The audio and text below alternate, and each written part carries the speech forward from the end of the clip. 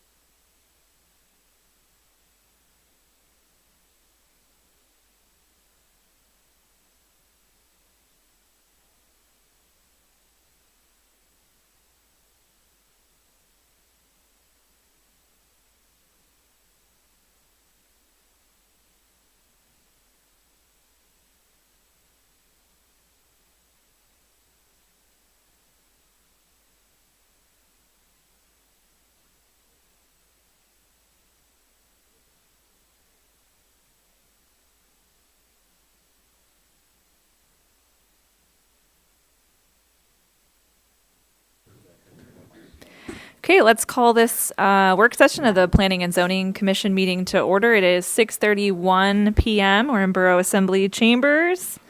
It's Wednesday, November 12th. Could I get a roll call, please? Ms. Frazier, Here. Mr. Neff, Here. Mr. Dagan, Present. Miss Craig, Here. Miss Williamson, Here. Mr. Cleary, Here. Mr. Mangini. Here. You have a quorum. Thank you. Let's head on to citizens' comments. Citizens' comments are limited to 3 minutes per speaker. To make comments over the phone, you can call our local number at 907-486-3231 or use our toll-free number at 855-492-9202.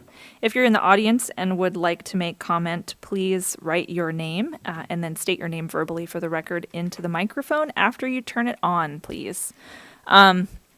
General comments only, so we just ask that you address the commission as a whole. Citizens' comments?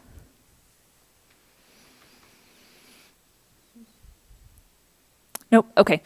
Seeing nobody for citizens' comments, let's go ahead and move on to items for discussion.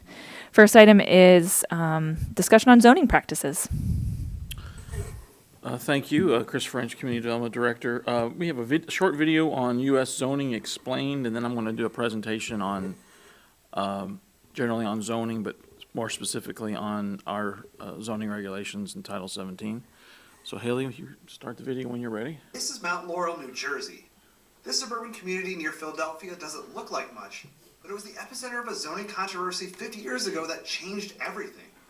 In the early 1970s, the leaders of Mount Laurel made it explicit that their community was for upper-income residents only. They didn't want any poor people. The mayor at the time even went to a church in a lower-income black neighborhood and told them, if you can't afford to live in our town, then you'll just have to leave. The local government adopted a zoning code that forbade small lots for homes, only allowing more expensive large lots. The zoning code prohibited mobile homes, one of the most common types of affordable housing. In one zone, they allowed planned unit developments, neighborhoods created all at once basically, but would only approve them if the real estate developer did not include any units for low-income households. This was a deliberate and explicit attempt at what we now call exclusionary zoning. The New Jersey Supreme Court, in 2 separate rulings, ended the practice and went even farther. They said that New Jersey communities had to zone for people of all incomes. Zoning has become less controversial with the passage of time. It's been blamed for causing systemic inequalities in cities, for making traffic worse, and for making the suburbs boring. If zoning is so terrible, why do so many cities have a zoning code on the books? In this video, we're going to learn all about zoning, what it is and what it's intended to do. We'll also talk about the critiques of zoning and whether or not zoning codes should just be removed. And during this video, I'm going to try to film in as many zones as possible. So let's find out how many after the bike bell.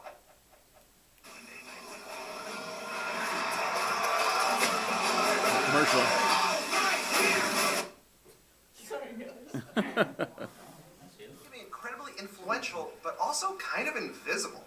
For many people, their first and only experience with zoning is through playing games like SimCity and City Skylines.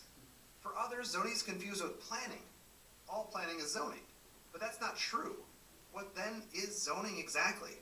It fundamentally separates parts of a city into zones. It's right there in the name. Close enough. Each of these zones has a unique set of rules about what uses can be located there and how dense it can be. Local governments like zoning because it creates a lot of clarity for everyone who owns land, and it saves a lot of work for local government employees. Without zoning, every new fence or business application would have to be decided on a case-by-case basis.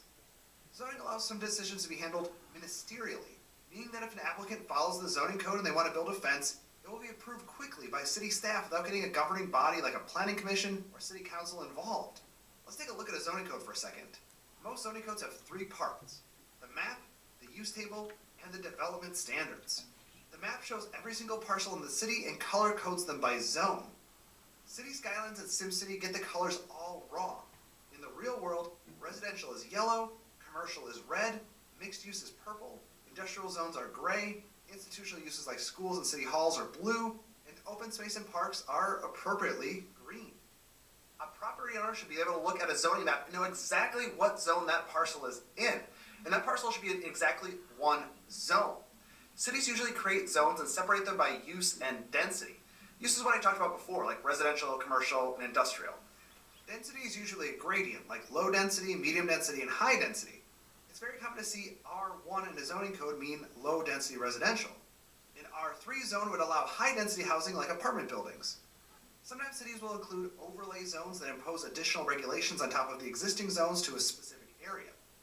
These can be used for things like historic districts, business districts, and more. The map gives basic information about what is allowed in each zone, but the use table gets much more specific. It lists everything from funeral homes to daycare centers to tattoo parlors. Here's how you read one of these charts. The zones are often listed at the top, and the uses on the left. Here you can see that Pokemon gyms are A for allowed by right in commercial zones, but require a use permit in residential zones and are not allowed in industrial zones. By right means that they don't need any special review and can be approved ministerially. A use permit means that a business needs to apply with the local government and get approval for setting up shop in that zone. Governments do this to ensure that the use is compatible with other nearby uses and the spirit of the zone. Finally, the zoning code contains development standards. This part is all about specifics. It will specify setbacks, building heights, lot coverage, and all sorts of other minutiae. This is where you look to see if you can add an addition to your house, for example. If you have a smaller lot, you may not have enough room factoring in setbacks, and you might not be able to go up if there's a height limit. Additionally, the zoning code will often contain special sections for topics like signs and parking.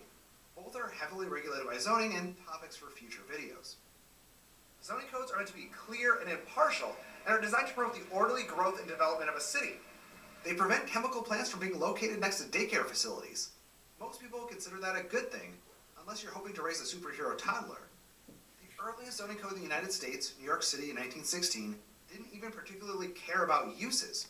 It was more concerned about ensuring light and air reached the street. Buildings like this one cast enormous shadows, and the zoning code required setbacks to keep the street from feeling like a canyon. In the years that followed, other cities began to experiment with zoning, but cities were wary.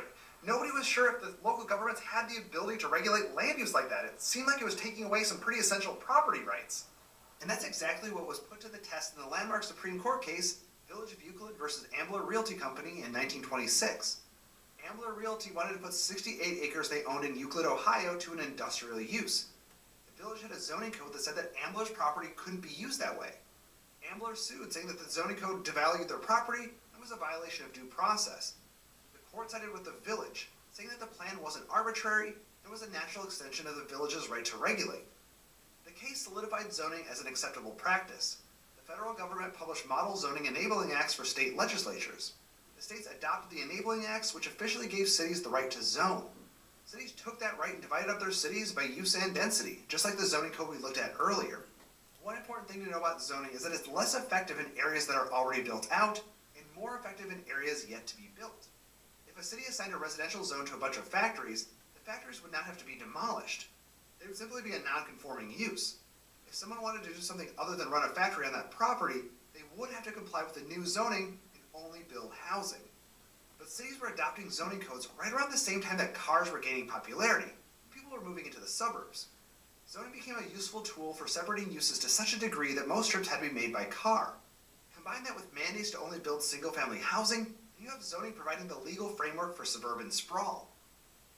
And of course, zoning codes could explicitly promote inequality, like the Mount Laurel example at the beginning of the video. There were some other tricks too. Many cities zoned white areas as low density, so no minorities or low-income people could move in, and zoned black areas as high density, so they could only have apartment buildings. Cities like Austin and Kansas City specifically use the terms black neighborhoods and white neighborhoods in official planning documents as late as the 1980s. Zoning reinforced those boundaries. So then, what's the solution? Well, zoning doesn't have to work like it does now. I did a whole video that compares and contrasts US and European zoning. And the bottom line is that there are many different ways to regulate land use. Zoning codes can focus less on use and more about the size and shape of the building itself. These codes are called form-based codes, and they've been employed in a few communities in the US. Increasingly, cities and states have begun to loosen up on the tight restrictions on uses that zoning codes mandate. The big push has been to do away with single-family zoning, or R1. Cities like Portland and Minneapolis now allow for more than one home in each lot in an R1 zone. Many cities have adopted zoning changes to allow accessory dwelling units, little backyard homes, in single-family zones. These units can provide much-needed affordable housing while not dramatically altering the character of the neighborhood. Abolishing single-family zoning will certainly make cities more sustainable and affordable, but it's only one fix in a system that needs many of them. Today's zoning codes were originally written 50 to 100 years ago and have many fixes, patches, and updates, which makes them more complicated and bloated than necessary. It's not unlike legacy software. Only this software is accelerating climate change and propping up an unjust land use system. Increasingly, people are calling for scrapping zoning entirely and relying on other forms of land use regulation. Cities can rely more on comprehensive plans, which are broader and updated more frequently than zoning codes. Combined with more fine-grained regulation like deed restrictions, cities can still broadly plan for urban development while having a system that focuses on the minutia of solving nuisance issues between uses. Check out my video on Houston for more information on deed restrictions. All that said, zoning is still a part of our urban lives.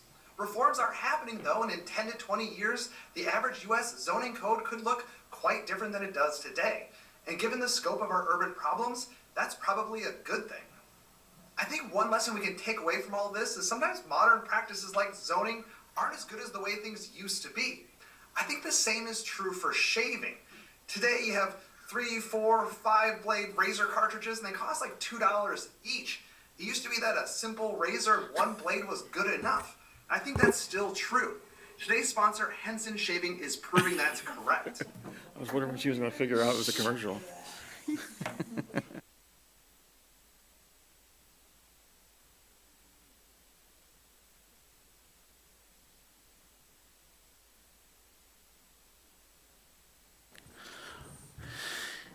We covered that a little bit. Hopefully some of the things I've covered in that video I'm going to be covering here, so I won't go through it as detailed as I may have was going to.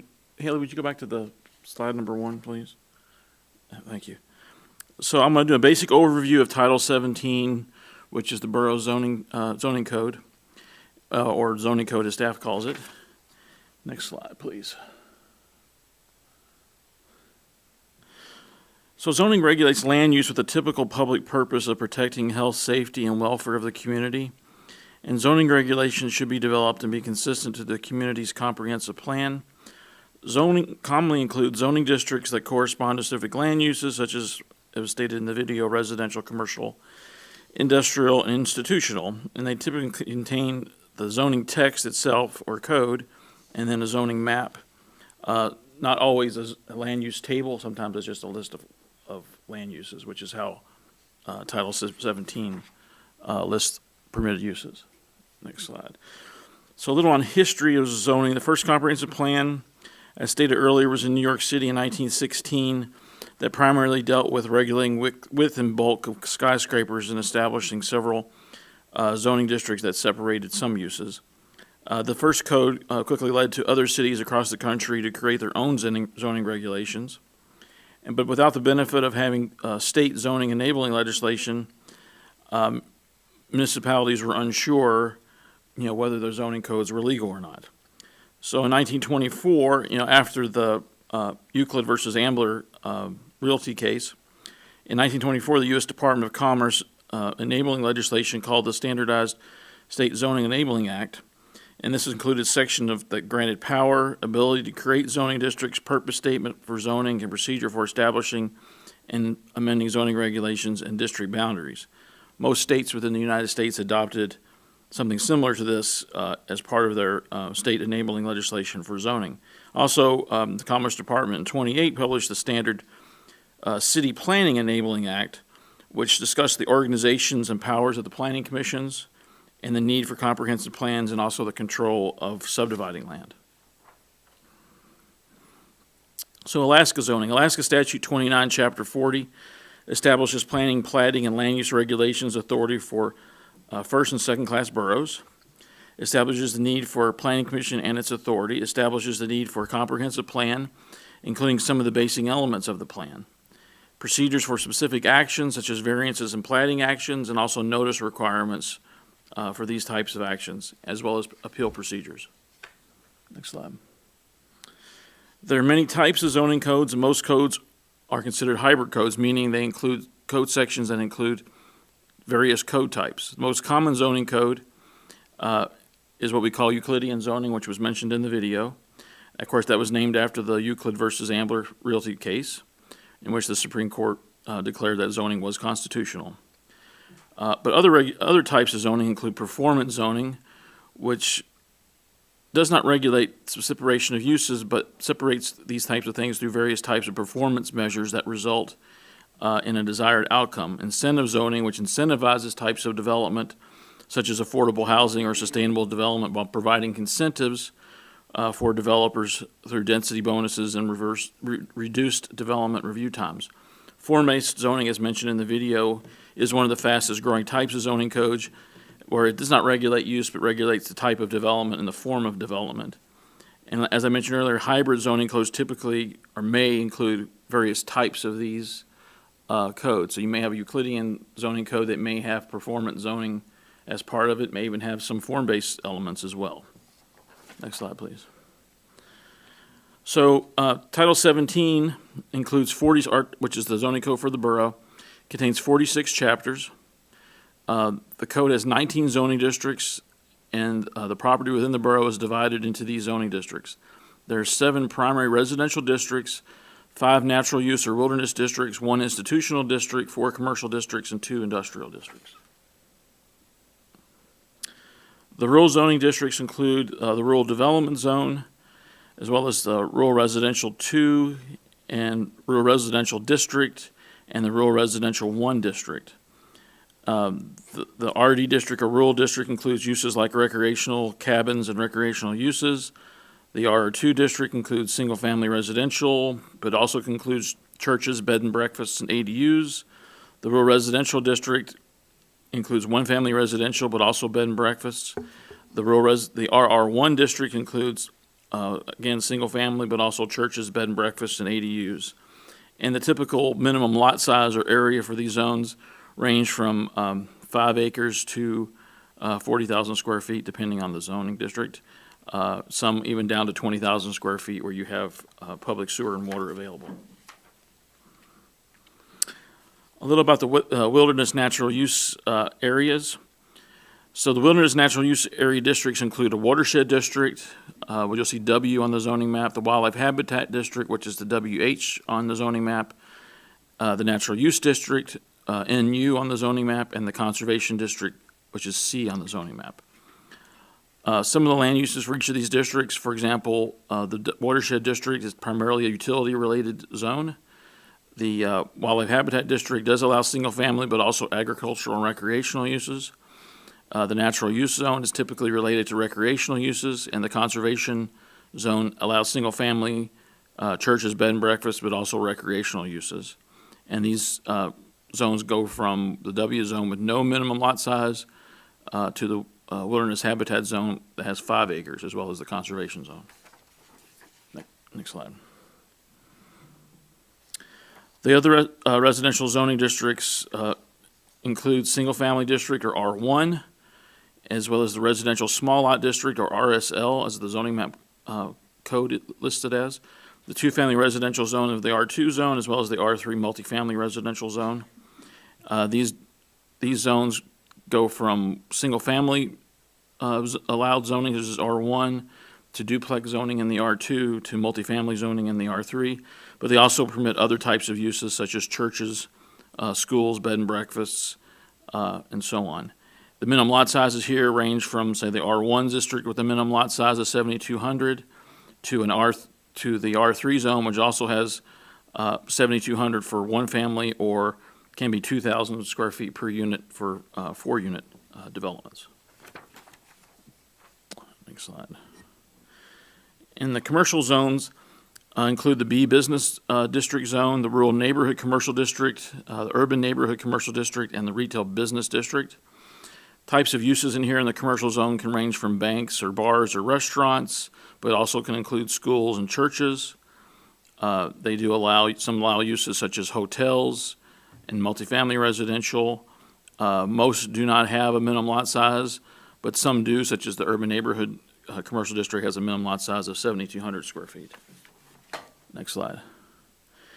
In our industrial districts, I mentioned that we have two. It's the I industrial and the LI light industrial districts. They do permit uses such as uses allowed in the business zone, but also manufacturing and warehousing, as well as auto servicing and even some of the marijuana uses. The I zone has a minimum lot size of 20,000, but the light industrial zone does not have a minimum lot size. Institutional zoning, we have one institutional zone, which is the public use lands or district, or the PL district, and that allow uses such as hospitals and fire stations, cemeteries, government buildings, animal shelters, utility installations. It has a minimum lot size of 7,200 square feet. Further into the zoning code, we have the introductory chapter of the zoning code, which provides information on the applicability of the code, zoning compliance permit process, when a zoning compliant permit is created, similar use process, as well as specialty uses. We have definitions are in this chapter, and as well as discussion of the official zoning map, basically what the official zoning map is, how those boundaries are interpreted, as well as any temporary classifications of land. And then next, in the specific use standards, we have some special use types of development, such as zero lot line development, single resident occupancy type developments, communications towers, accessory dwelling units, and recreational vehicle parks are all specialized use standards.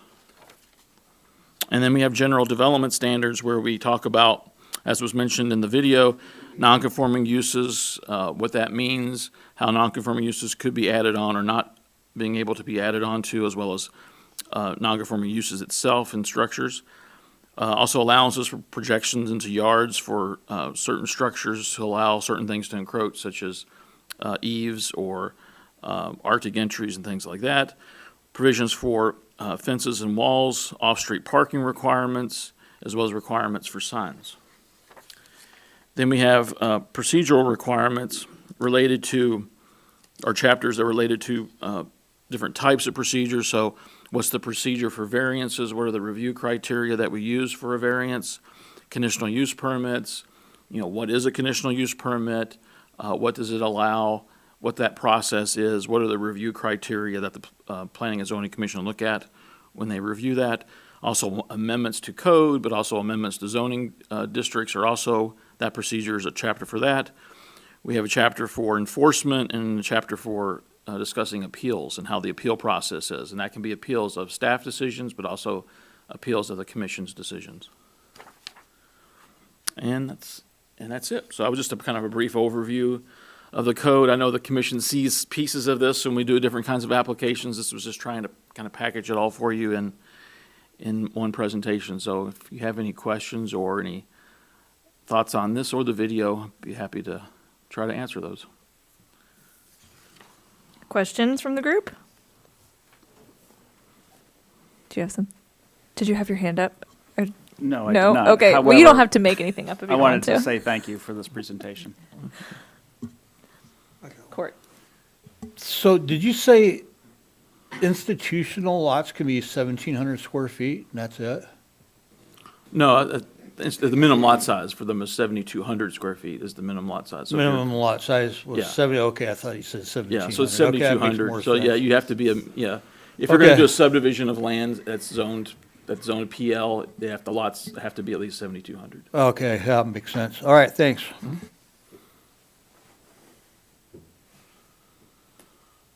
Okay. Okay. Looks like we don't have any other questions. Thank you guys Okay. for that. Appreciate it. Let's see. On to item B under items for discussion. Discussion on staff report design. All right, thank you. So what you have before you is and we can go through that quickly and kind of see what you all think about it. If you feel that this is a good format, we can do a trial basis, use it maybe for our meeting in December, but we'll go through it real quickly, and kind of show you, what the design is and the format. So as we discussed last time, one of the things that was recommended is to have a unique place where we put the project information. And so here it's just table 1, project name, but it also includes, the case number, the applicant, who the case manager is, where the case is located, the type of project, what's the proposed use, or the subject property zoning, so the basic information about the property. Can I ask a question about that table? Case manager, is that the staff member that's working on it, or is that the agent of the applicant? So it's the staff person who's working on it. Okay, Yes. thanks. And we have the applicant, and this table can be adjusted depending on, for example, you may have an applicant, but you may have an applicant representative. We can certainly add a field here to do that. So it can be easily adjusted based on if there's additional information that need to be provided. Point of aesthetic, I can barely read the project name, and so I would suggest in your design that you turn that to white or make it a darker blue or a lighter blue or something to that effect. It's very difficult to see what the project name is, and it's going to get skipped from a user interface kind of design thought process. Okay. Okay. And then as we mentioned in the last time we met, staff recommendation towards the front. So this would kind of be underneath that section. I had staff recommendation in the line. We would have the recommendation in there. And again, that would be like a 1 or 2 sentence recommendation for the commission. Below that would be where we have this kind of image. There would be a vicinity map or a location map of the project where it is, so the commission can kind of see that up front and not have it be at the end or somewhere else in the staff report. So it would be up front. After that would be project summary. So that's where staff kind of goes over general information. They may further kind of weigh in on the location, but also talk generally about what the applicant is proposing and any other additional information that the staff feels that the commission needs to know kind of up front as part of a summary. Not really the analysis, but more what the project's about. And then the next section in that is your staff analysis. And so that's where you'll see we can try to embed photos in here. It looks like when it made it a PDF, it kind of moves stuff around because that's not necessarily how it was in the Word document, but it looks like it kind of moves some photos around. And how this would be designed, you could actually wrap the text around these images, and these images can be related to what that paragraph is talking about. So if it's a variance case and you're talking about whatever the variance request is, you could be specific to that and tie it to the photo. And so when you're talking about the whatever the request is, your photographs can be tied directly to the discussion in the paragraphs. And so this would allow us to do that and wrap the text there. And again, this is the full staff analysis where you would include your review criteria. So if it's a variance case or a conditional use permit case, there's review criteria that we would list, and staff would do their analysis under each one and provide staff's analysis for each criteria for the commission to review. And then we go under that would be a zoning map and a land use map. So the zoning map would just kind of show you the zoning of the property and surrounding zoning. The land use map would show what the land uses are that surround the project or whatever the requested property or subject property is. Table 2 does a comparison of surrounding properties, so this would do it in a table form right now. It's kind of hodgepodge how it's done. This would put it in a table. Hopefully that'll make it a little bit easier. Again, we would work on some of the coloration there to make it more readable, hopefully, and again, hopefully this streamlines how that works. We would have a section that's on public comments received, so staff would list comments that have been received. And this could also be a place where staff may respond to some comments if there's something that maybe someone didn't understand exactly what the request is, or some information that the staff felt the commission needed to know based on what the comment was. So this would be like a summary, and then the actual comments themselves would be attached at the end. It would be Is that the it would intent? be at the agenda item, so the comment would be attached to the agenda. Okay. But we would mention that in there that we received these 3 comments. We would say comment 1. Here's a question for the commission. Would you want us to summarize what the comment is, or so you would have it here, or just strictly state where the comment can be found? Again, that would be attached to the agenda statement. We can do it different ways. We can just list like comment 1, 2, 3. We can do a brief summary of what the comment is. And if staff feels that there's any need for staff to respond, we can, but typically we wouldn't unless there's unless there was a comment was mentioned and it was completely off base because they didn't understand what the request was, we probably wouldn't say much about it. I would say maybe just a summary with the number of comments received and the ones that were in favor of, were in opposition to, and were neutral would probably be appropriate. I would hate for staff to find themselves in a position where they were regularly interpreting other people's thoughts to be summarized. I think it's probably safer to just let the written comments speak for themselves. Yeah, and typically staff wouldn't respond to the comment unless there was something that was misunderstood about what the project was. That I agree with. I think providing clarity is important. I just don't want Bronwyn to have to sit there and say, well, this is what I think they meant by that. How am I going to fit these 8 sentences down into one just to put it here when we should all be reading all of the sentences ourselves anyway? That makes perfect sense. Yeah, again, staff typically doesn't comment on a public comment received unless there's some technical issue or some misunderstanding in terms of what the request was. Okay.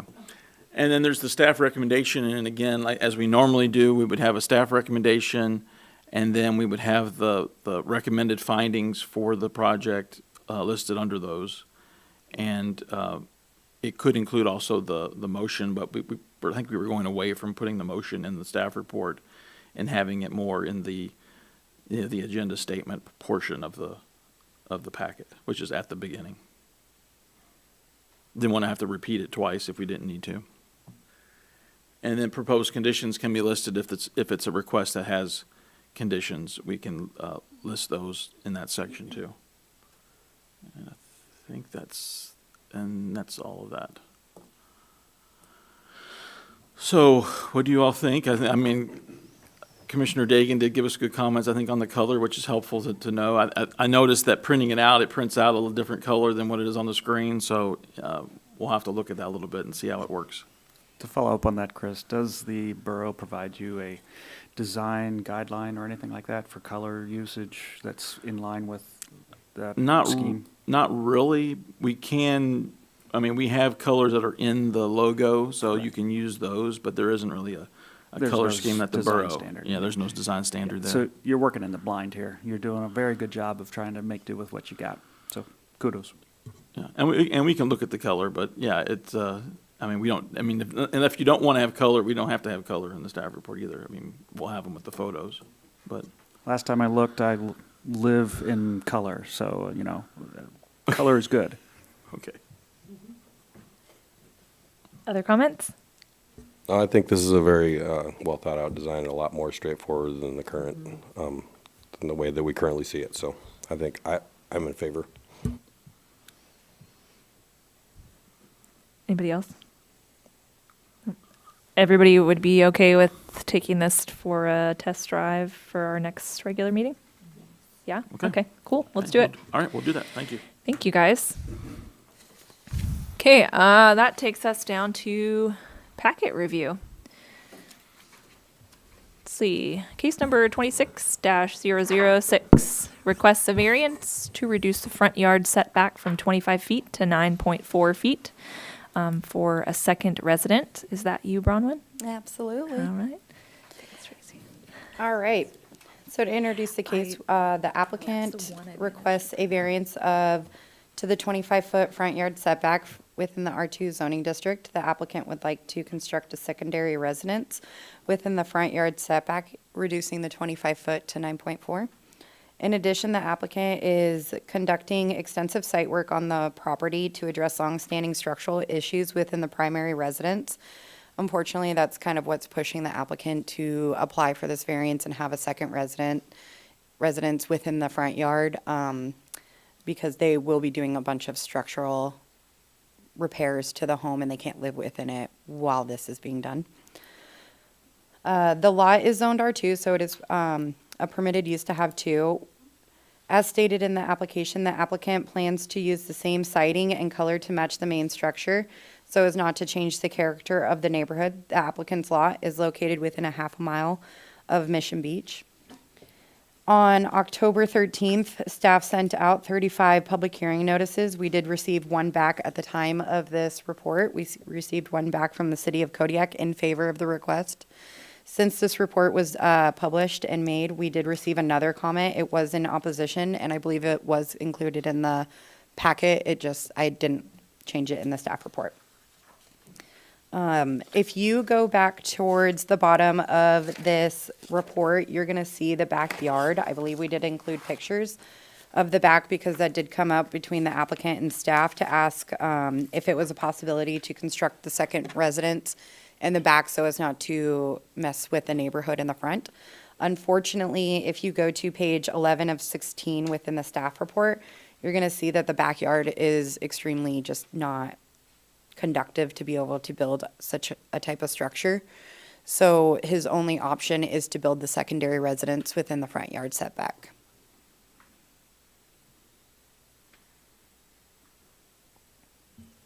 Are you ready for questions? I'm so ready. Okay.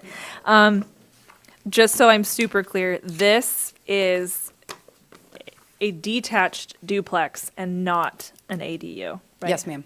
It is a Okay. detached. Okay. So there are 6 off-street parking spaces. Yes, ma'am. Mhm. Okay, cool. And then I think, so the applicable zoning districts and regulations section has variances, and then it has the setbacks from property lines, and then I think we're missing one that we should include for the sake of transparency, which is 17.155, 010. It's the Is this the additional? it's the additional setbacks that say that Yes. structure should be set back 40 feet from the platted right-of-way center line. Yes, ma'am. And I can update my staff report for next week to include this section of code. Unfortunately, that was an oversight on staff's part, so I will make sure to include that into next week's staff report. Just so that it's there, so No, everybody knows it exists, I think Yep, is, absolutely. It is an overlooked section of our code that many people don't know about, so yeah. definitely. Questions from the group? Did I see a hand over there? Yeah, just the parking.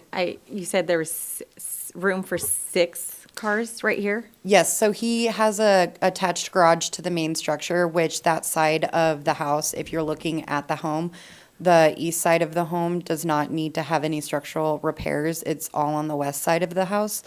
The garage is located on the east side. So he can fit 1 in there and then 5 in his parking lot. If you go into KIB 17175, and I forget, I think it's 050, it might be, it does mention that residential cars can be tandem parked, so he can fit 5 in the actual driveway and then 1 in the garage. Oh, wow. Okay. Just based off, just looking at the pictures, I was just trying to figure out where I Yeah. see that there's one parked in the road, or looks like partially parked in the road. I can't really, On the date, I do want to know, on the date of those photos, they did have company over. So one of those vehicles is theirs, but the applicant did supply staff with a photo of 5 vehicles parked and Okay. then one in the garage. Okay. We had already published at that point, Okay. so it'll be included in next week's packet. perfect. Thank you. If it's not already, I'm not sure if I did get a chance to include it. Nick, did you also have your hand up? Court. Yeah, I think that pretty well covers what I was Okay. thinking too. Yes, ma'am. So is the pet facility right beside him? Yes, so if you're looking at the property, it's going to be to the left, the Little Rocks Paw The Spa. pet is on one side, and then is it, so, and it's a street on the other side? It's residential on the right side and then business on the left side. Business district does not have any setbacks, so he wouldn't really be encroaching within their setbacks. Business lots don't have those. In addition, he is planning to keep the 6-foot, like, privacy fence up, so it wouldn't be shown much of it, the structure, the secondary structure wouldn't be shown to the public. You might be able to see the roof line and the top of that home. And from what I read, just, Mm-hmm. he wants to make like a hexagon Yeah. structure, Mhm. and he wants to live in it? Yes, him and his While fa- they remodel their house. Yes, ma'am. They're doing structural issues. It's the material that the main structure was made out of. He could answer this if he needs to, but there is a lot of issues within, this is the applicant, sorry. There are a lot of issues on that side of the home, and you can see, I believe, I'm not sure if I included that photo of the roof, but I can definitely, in next week's packet, you can see the sagging on the left side of the home closest to Little Rock's Paw Spa. You can see the whole roof is sagging in. So he's gonna have to go and redo the walls in addition to the roof. Josiah, you're more than welcome to come up and add if you'd like to. Yeah, if you could just state your name for us and scribble it down there. Yeah, feel free to add to what Bronwyn said. That's Josiah Tolliver. My home was, Will you turn that mic on? yes. Just so that anybody that's listening on Okay, line perfect. can hear you. Thank you. think that's on right now? My home was the original SIPS house. Are you familiar with SIPS? Structurally insulated panels. They tried it in Juneau, Alaska as well. It doesn't work well in Alaska. The old school SIPS, so what they do is they take about 10.5 inches of open cell foam, and then they basically glued, not plywood, but OSB to the outside of it. So there's actually no lumber inside the walls of the garage. Actually does have some lumber because it's a 2-story, but everything that's single level, there isn't a piece of lumber anywhere in it. So basically you have 10 inches of foam, glued OSB. So it's almost essentially a kit home, and they tried it out in Kodiak and they built this thing. So when I bought it 4 years ago, I knew nothing about, I've fixed up the home quite a bit. It did not look like this when I bought it 4 years ago. But when I bought it, my neighbor, a sergeant, he's passed away, but he came over and he goes, I hope you didn't pay much for it. And I was like, well, I did, but what do you mean? And he goes, you know what the whole problem is? Because no one was bidding on it. I couldn't figure out why no one was bidding on a home with obviously that location. And then a contractor stopped one day and he goes, you want to know why no one bid on your home? And I was like, he goes, look at the roof. And what happened was, when the roof was leaking, they hired one of the firms here in Kodiak, and I won't say which name it was, but they bid on it. They started tearing off, and they expected to just tear off the sheeting, and when they did, they hit foam, at which point they were like, we are out of our depth. So they just quickly just patched it all and immediately got off of it. So that's why, but the problem is that once you have it compromised on one side, the open cell foam actually carries the water to the other side, and the entire thing loses its structural integrity. The only way to fix that is to get new panels. And so I called a company that's actually up in Wasilla, and they make these homes. And so I said, hey, I think I have a design from the 70s. And he goes, oh yeah, that's been long since superseded. He said, he says, the new one, it's closed cell foam with plywood. And then he says, we're selling like hotcakes, like in certain parts of Alaska, because it has a very high R value. So it's not been done in Kodiak. This is when I was talking to Ted Hansen, he came over for a project I was doing that needed a permit, and he came over and he goes, yep, this was the one only house. They tried it and realized it was a mistake. Another problem, it's not just the roof that needs to be completely replaced, but there were, I believe, tenants at one point, and they left, there was some kind of faucet, whatever, water damage, and the crawl space is a concrete pony wall, but the floors themselves are those ice cream sandwiches. So I was able to, when they came by, I was able to show them, there's actually someone had drilled up inside of it, so I was able to actually show them the foam. But basically, it leaked. So when I went to redo my bathroom, I went to redo the bathroom and uncovered foam, and the entire floor was sagged in. There is no options. There is nothing. You'd have to tear down that whole side of the house. So I just went to the store and I bought a 4x6 by 16 footer beam, dragged it on under there, rented some house jacks from the rental center, and then basically built a deck underneath in my crawl space. And I was able to point it out to them, because I'm not making this up. I literally had to jack up that part of my house just to try to get the floor, and I wasn't even able to get it level because the damage was so great and it had sagged in so much. So the floor is compromised, the roof's compromised. So to really fix it, I have to completely redo the whole single story. But that's actually where you all live, because this upper story here above the garage is just a family room over garage. They call it a frog, you know what I mean? Like family room over garage. It's just a TV room. So there's no plumbing, faucets, sinks, bathrooms, anything in the second story. All of that, 2 bathrooms and a kitchen, is all in the single story. Now, the actual pony wall is good concrete with treated 2x6s, which, as you know, a lot of homes in Kodiak are constructed with 2x4, right? So the actual bones of the pony wall are good, but I would have to completely take down that whole entire side. And so far in fixing up this house, I sided it all myself, the fence, the landscaping, the rock wall, everything I did myself. I've realized with projects, just 4 years into this, is that it's usually about 3 times as long and 3 times as expensive as you'd think going into it. So I just know that, like, for my boys, this is my work crew, so that's why they're here tonight. So my thought is, and maybe that's the person that wrote the letter and that wasn't happy. There was one person that came to me and they're like, well, how about you just rent something in town and fix it? And I'm like, I can't afford to do that. Like, I can't afford to rent something in town and then cash flow or fix this part of my house. So also, I want to get the skill set to even do it, because I've done a bathroom and a kitchen, but I have never done something to that level. So my goal with this is to utilize the R2. And one thing about Mission, all the homes are very old. It's a very old part of town. It's one of the first roads. Some of the paperwork I've unearthed that I was given when I bought the house, I have site maps that go back, way back. And a lot of the homes around me, they're built, the house, almost from where this was taken, their front door is right next to the pavement, which I got to assume is, I thought about going over the tape measure, but it felt like espionage. But anyhow, trust me, it's just very, very close to the road. And so my neighbor has a very, what I'm trying to do is farther from the road than both this neighbor and the one across from me. I'll be farther from the road than 2 of my existing neighbors are close to the road. So it's keeping in character with that community. It's very similar. There's a lot of compression that you see, like,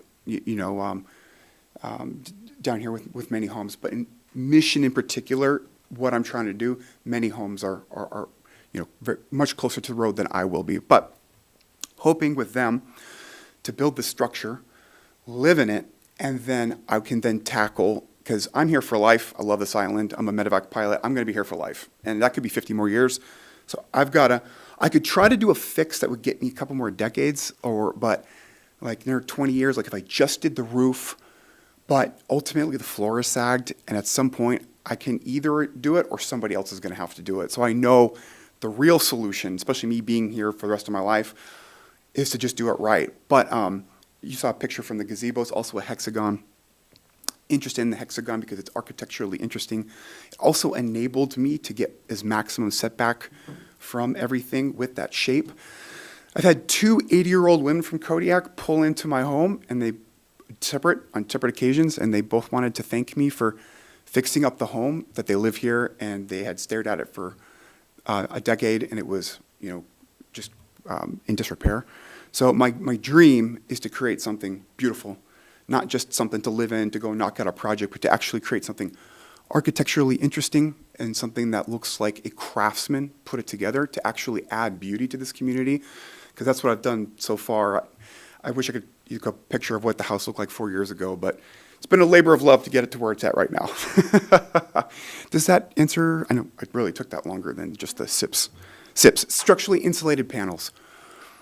And that's the original style, which no one builds with that anymore. So. I did not know that. I learned a lot just then. Thank you. I appreciate your patience with me. Thank you. Yeah, of course. So with that 9 by 9 by 9, yes, is that enough room is a requirement for how much size it has to be for occupancy and for bathrooms and all that stuff? Or is that Those are more building code issues, Yeah. not zoning issues. So if Ted signs off on it, then from our perspective, it's good. The applicant also has had extensive conversations with the building official, so, and he did approve it being, I believe it's 8.3 feet from the main structure. No, so even closer than what it's advertised, that one would be. He's 9.4 feet, a new setback of 9.4, but he is gonna, I believe from the main structure, he's gonna be 8.3 or something, 8.6 or something feet from the main structure. And that meets building code. So Ted kind of helped him design this to meet all code. I did see a photo in there that showed the house directly across from me and how much, if you wanted to go back to that. It's like, If you go to page 4 of 16 of the staff report, you can see a table that staff has constructed showing the distances from the front lot line. And that's for all the houses we looked at. oh, that's the one I was talking about, the door being right next to the pavement. I will be farther from the pavement than that.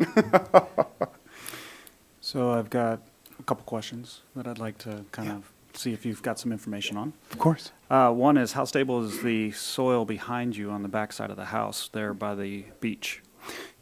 Oh, on the back side, are you talking about on the ocean side or the street side? Oh, on the Ocean side. Oh, how stable is it? You can see I constructed gabion baskets and built a deck and a gazebo with rock baskets. All right, and so the next follow-up question is, you're talking about building a structure in the front of the property, but then what about the rebuilding of the single story there? Are you looking to do that, demolish that, make that open space? What are your thoughts? Correct. So it would be to, build this if I can, and then, yes, bring down, demolish. I would actually keep that the same. It functions for our family just fine. I don't see any reason. I'm not your typical American needing a 5,000 square foot home. You know what I mean? So I do love currently the foot size of the house. I don't need to go, I don't need to even get higher with that roof. I was thinking of just keeping the design the same as it is right now, to where when I fix it eventually, no one would know I'd even done anything. So is this a temporary structure, or is this a permanent second dwelling? Permanent, just because if I want to do it, I just want to do it once. But, I look at long term too. They both love Kodiak. They want to spend, at least my oldest does want to live here as well. And so it would be wonderful to have another dwelling just for them to feel an independence as they're trying to afford their own down payment on their own house instead of living in the house until they can afford to do so. So there's practical considerations too. Obviously it would be useful for them down the road after it's constructed. Okay. Next question is regarding fire safety. Yeah. You're needing, it looks like, to put in some fire-resistive materials to give you some time should you ever have an incident. Yes. Are you considering any other additional measures for fire safety? Yeah, excellent question. With Ted, he had suggested this structure can be 5 feet from my home, and that's foundation to foundation. And I wanted it to be, and you'll notice it says 8.1, and there's a couple reasons for that. One, that does allow for just a bit more of that quote-unquote fire separation. So if you did want to put like a door or an opening, if you do 5 feet, you get nothing. You can't have any opening right there.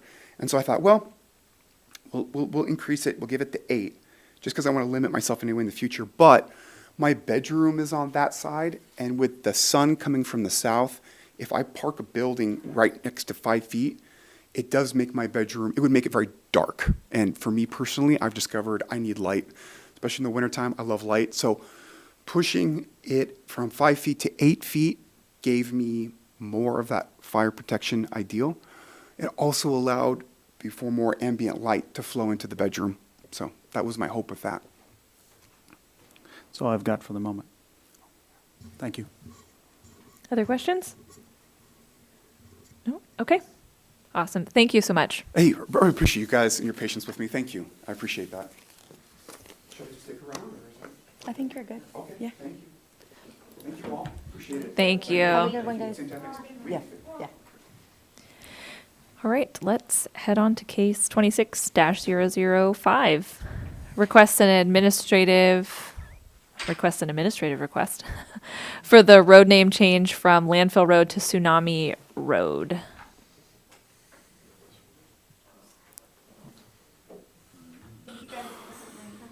See you, Bronwyn. I won't go into a great deal with this one because I think the commission's somewhat familiar with this one. If you remember the Old Harbor Tsunami subdivision for the creation of the lot for the tsunami shelter and also for government offices for Old Harbor. As part of that was creating a right-of-way for what was at the time Landfill Road, which was just, and this time on that property was just a driveway. They were dedicating it to a right-of-way. It was going to connect to the current portion of Landfill Road, which is on the property that we're talking about today, which is owned by the Old Harbor Native Corporation. The commission, on their condition of approval of the subdivision, asked them to work with the Native Corporation to change the Landfill Road on the other section, which runs actually to the landfill property. And that's what this request is to change the name of the street to Tsunami Road, to connect up to the new right-of-way, and that would allow them to fulfill that condition of approval for the Tsunami subdivision, so they can go ahead and get that. I think they've done everything else other than this. All the other conditions have been met. Once they get the name changed, then they'll be able to record their subdivision, which dedicates that right-of-way, and then you'll have Tsunami Road fully from the landfill all the way into further into the city. And again, it meets all the requirements in the code, as listed in your findings in the staff report, and staff does recommend approval of the street name change. Okay. Thanks, Chris. Any questions on the road name change? Nope. I'm in favor of it. I'm ready to move it forward. All right. Awesome. Let's head on down to case number 26-008 then. Changes to Title 17 zoning related to short-term rentals. Thank you. So if you remember, the commission at the last work session did direct staff to bring this forward for a public hearing. And of course, we're doing that. We did go through a full review with the borough attorney on this. And so you'll see there's been some changes made from what was done in the previous draft ordinance. Primarily breaking out, instead of having short-term rental with all the use names underneath of it, staff talked with the attorney, and it was decided to break that up. And the main reason for that is because there's really only 2 uses that are actually just dedicated, just short-term rental uses that were being added. All the other uses that we've talked about, even bed and breakfasts and all those, could be long-term as well as short-term. They can be used for both. But when we talk about vacation home or vacation rental, which is talked about in the code, those are both only short-term rental uses, because once they're long-term, they just become a long-term rental of a dwelling unit. Whereas if it's a bed and breakfast or it's a hostel or something like that, those could potentially be rented short or long-term. And so talking to the attorney, we're like, well, we don't want to put these that can be both under a short-term rental definition. So that's why we broke those out and did them individually. So that's the main reason why that was done that way. And other than that, that was really only the major kind of changes. It didn't really change the definitions. It just changed kind of where they are in the code. And again, I'd be happy to answer any questions on this. Again, if you remember, all of our discussions about this was trying to fix some of the gaps in the current definitions in the code related to short-term rental type uses, trying to bring some definitions that are maybe somewhat obsolete and bringing them more into kind of current usage of the idea of a short-term rental, looking at how those are done in the zoning code, but not really changing anything. It's mainly changing names, making sure if we're creating some short-term rental uses that we're also putting the parking requirements in the code or how they're related to be parked. And that's about it. I will say the borough has purchased some software recently with the city to how they manage short-term rentals and make sure that they're licensed for bed tax. They haven't gotten to the point where they've talked about as a registration or anything like that yet, but that software will help identify short-term rental uses in the borough and make sure that they do meet the bed tax licensing. And that's all I have, unless you have questions. Thanks, Chris. Any questions? I feel like we've talked about it a fair bit. I think everybody's probably pretty comfortable with it. Glad to see it officially at a meeting next week. So thanks for all your work on that. We do not have any old business or new business, just some communications. The Maritime Museum variance approval letter is in the packet for anybody that would like to review that. And then we have our regular meeting next Wednesday, which is the 19th, 6:30 p.m. here in Assembly Chambers. And then our next work session will be December 10th at 6:30, also here in Assembly Chambers. How about staff comments? Okay. Chris? And I'll have a little bit more on this in the director's report next week, but just wanted to cover some stuff on Plan 2045. As we did talk about that in December is when we're going to start bringing some items to the commission for review. Primarily next time we'll be talking about the future land use map and the future land use map designations and potentially some changes from what's in the current comprehensive plan. So that'll be coming in the December work session. The other thing dealing in December for Plan 2045 is we're now in the economic development element of the plan. And we've created 2 surveys. One is a business survey, so it'll be going out by email and also asking some partners such as the Chamber of Commerce and Kodiak Economic Development Corporation to help us get these surveys out to people so they can respond that are business owners. In addition, there will be a resident survey. That resident survey actually is currently online on the Plan 2045 webpage, and so people can start taking that survey today. In addition, we are going to hold 2 public workshops related to the economic development element of the plan. One will be on December 9th. That'll be similar to some of the open houses we've done on other issues. That'll be here in the Assembly Chambers on December 9th from 10 a.m. to 2 p.m. And then also in the Assembly Chambers on the 11th, we'll be doing an evening meeting from 6 to 8, a workshop there. And so those will both be in the same week.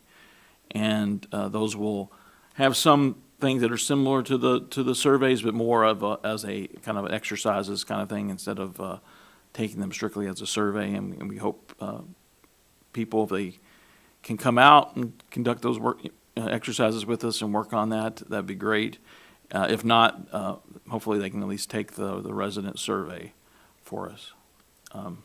If you have any questions, I'll be happy to answer those.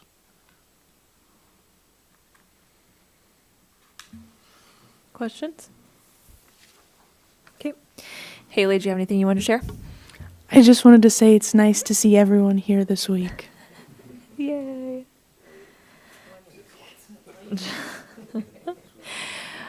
All right, that leaves us with commissioner comments. Craig, you want to start? Thank you. Haley, thank you for taking good care of us here with all the slides. Chris, thanks for the strong work that you've presented tonight. Thank you, Sarah. Yes, thank you so much for all the work you did. It was a lot of work. It was interesting, though. I liked your slideshows. They were good. And thanks to everybody for being here. Court? Oh, one thing that did strike me today in the discussion, you mentioned like zoning according to income levels, and I started thinking, how is it that we don't do that? I mean, everything's so expensive anymore. When do we, where do we have room for low income, lower income type building? Is there such a thing anymore? Anyways, just a little thought I had. Thank you, educational training. Good to learn some new stuff. And I'll probably try to remote in for the next meeting because I'll be traveling for business and hopefully have connectivity. Nick? I too am going to Fish Expo next week, so I'm going to be down there at the same time. But I will join remotely from Anchorage Airport on my way. Really like the new design. I think that flow will be helpful. It's kind of like sometimes you're looking for things and just knowing where everything's going to be in what order is very helpful. So appreciate that. I agree on the new format. It looks good. We were kind of just, as you were going over it, looking at the one packet that we had and just kind of, I think it'll be good. I also will not be here at next week's meeting, but I will be joining remotely. And yeah, nice seeing everybody. Thank you for all your guys' work. All right, so I would just remind, so that's 3 that are going to be remotely. So our 4 who didn't say they were not going to be able to be here need to be here for us to have a quorum so that we can operate the meeting next week. So I will be here next week. I will not be here in person for the December work session. My colleague will be off island, and I'm the only person left to make sure that ships get in and out on Wednesday. So, yeah, Wednesday, December 10th. I'll be on island, but and I can try to maybe sneak away. It'll depend on what time the ship arrives. If it's really late or something, I might be here. But so I will. I know I'm not always great at confirming that I'm going to be there, but generally no news is good news. So if I'm not going to be there, I will be sure to reach out, Haley, so that you are aware. I think that's it. I'm excited about the new staff report format too. I think it's going to be very user friendly. So thanks. All right. With that, let's go ahead and adjourn at 7:36. Thanks, everybody.